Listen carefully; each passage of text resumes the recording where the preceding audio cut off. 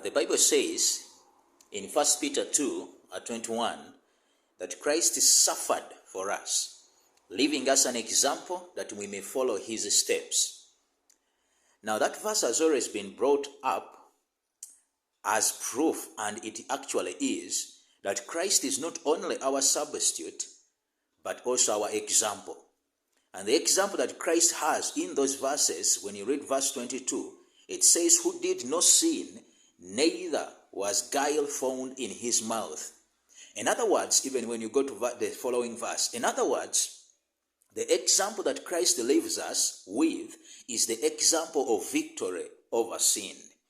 And normally we read that and we present that as evidence that we should follow the example of Christ in victory over sin. And I want to say that that is true, that is correct, that Christ is our example in victory over sin. But there is something that we normally overlook. Christ did not all of a sudden gain the victory over sin, but his entire life is an example of how an individual with this sinful nature as he was can gain the victory over sin.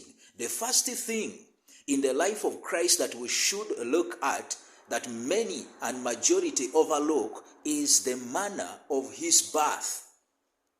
Do you know that Christ in Luke 1:35, the Bible says that Christ was born of the Spirit.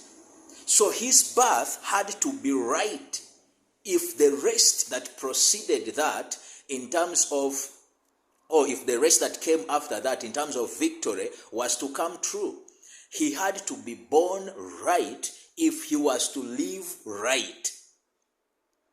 You cannot be born in a wrong way and then live right. The problem is that majority of us want to live right when we are not born right.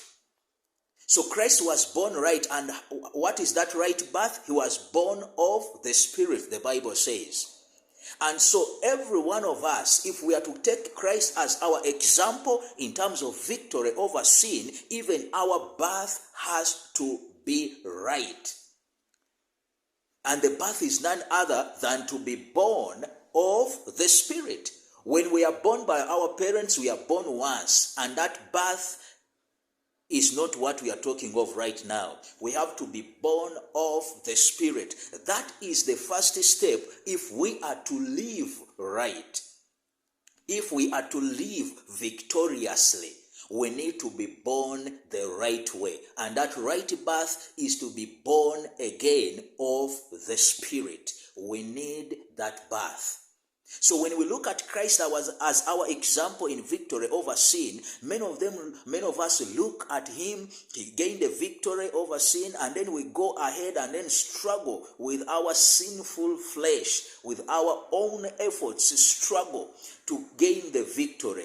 I'm not saying that efforts are not needed, but then we are struggling without the new birth. We are struggling without Christ. A person to live right must be born right. That is the irreducible minimum if one is to gain the victory that Christ wants us to gain. So if we are born right, if we are born of the Spirit, then all these other things can follow in their right place.